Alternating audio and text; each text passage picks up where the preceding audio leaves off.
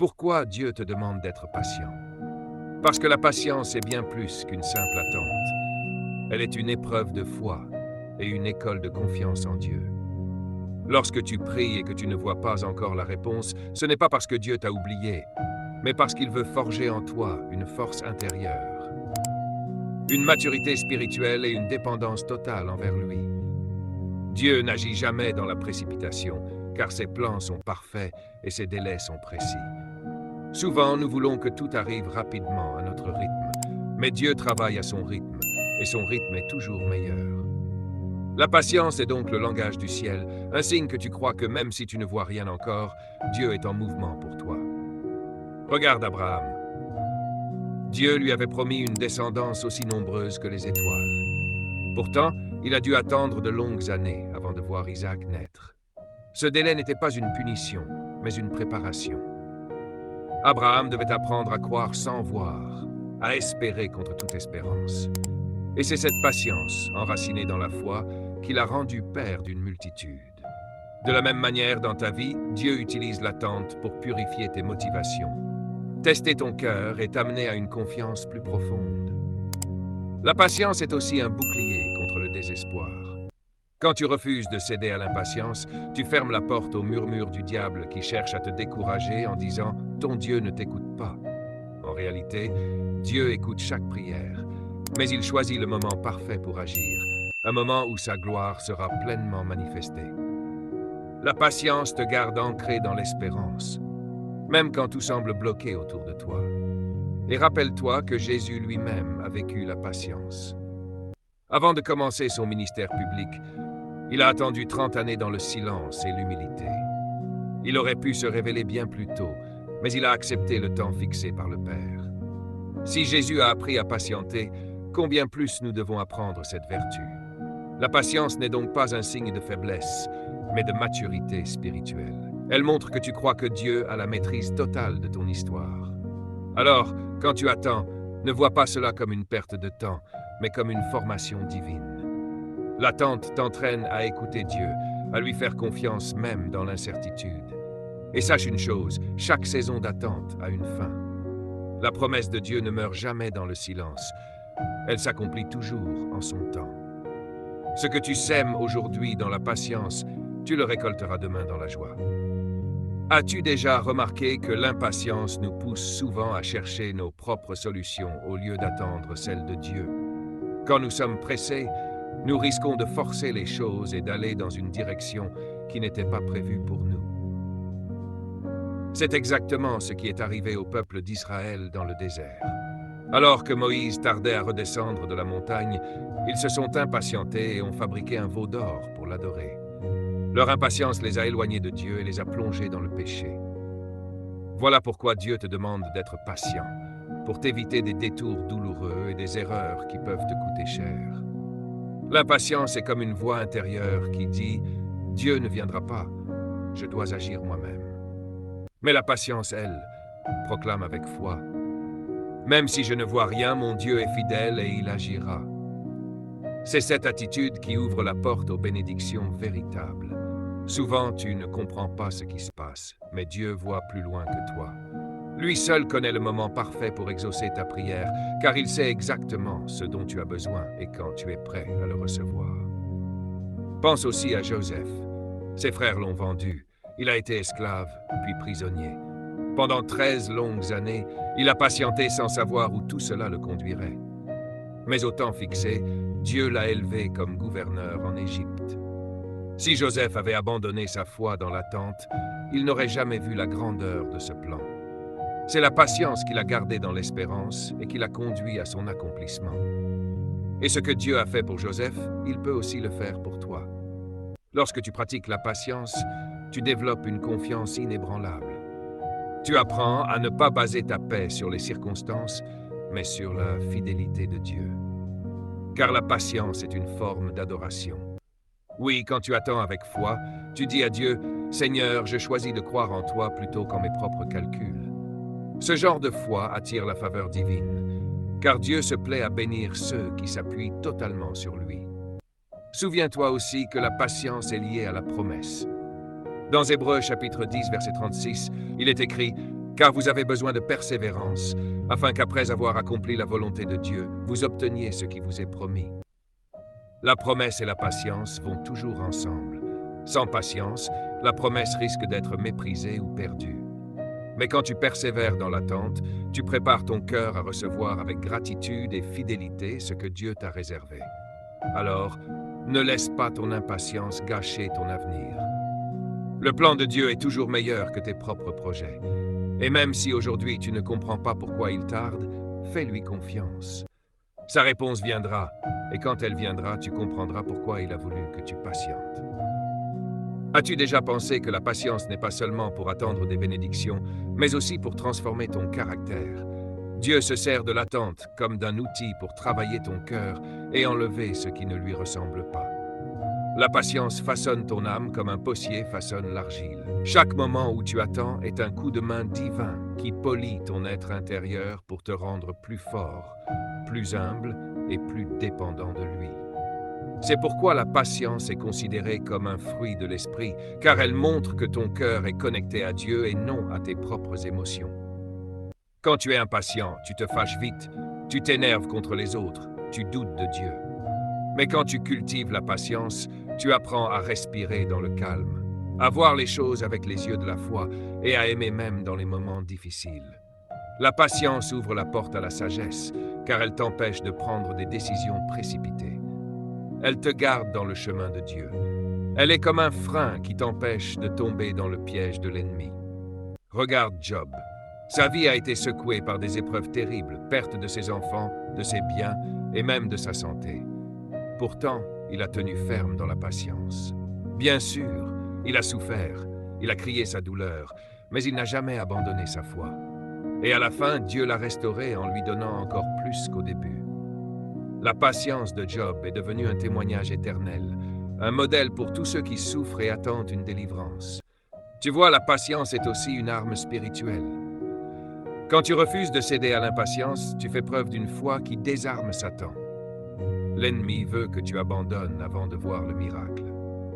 Mais quand tu restes patient, tu proclames que tu crois en la victoire de Dieu même avant de la voir. C'est cette confiance qui rend ton attente puissante. La patience te rend également capable de mieux comprendre la souffrance des autres.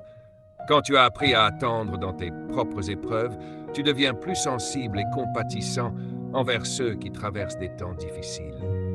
C'est ainsi que Dieu fait de toi un instrument de réconfort et d'encouragement. Ta patience devient alors un témoignage vivant qui inspire les autres à rester forts dans leur foi. Souviens-toi enfin que la patience prépare ton cœur pour l'éternité. Ici-bas, nous voulons toujours tout vite, mais dans le royaume de Dieu, les choses se font dans la perfection du temps divin. Attendre avec foi, c'est déjà vivre comme un citoyen du ciel. Tu acceptes que Dieu règne, que son temps est parfait et que sa volonté est meilleure que la tienne. Ainsi, chaque fois que tu patientes, tu n'es pas en train de perdre, mais de gagner. Tu gagnes en maturité, en sagesse, en force et en proximité avec Dieu. Et ce que tu reçois de cette transformation est bien plus précieux que la bénédiction que tu attends. As-tu déjà remarqué que les plus grandes victoires naissent souvent des plus grandes batailles? Ce que tu traverses n'est pas une perte de temps. Chaque épreuve forge ton caractère et prépare ton cœur. Dieu permet certaines tempêtes non pour te briser, mais pour te renforcer. Ce feu purifie ton âme comme l'or raffiné dans la fournaise. Derrière chaque douleur se cache une promesse de restauration, et derrière chaque larme, une récolte de joie. Ne crois pas que ton silence actuel est une absence de Dieu. Regarde l'histoire de Job, il a tout perdu, amis, richesse, santé.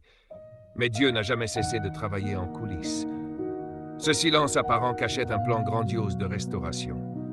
Toi aussi, même dans le chaos, le Seigneur bâtit quelque chose de nouveau.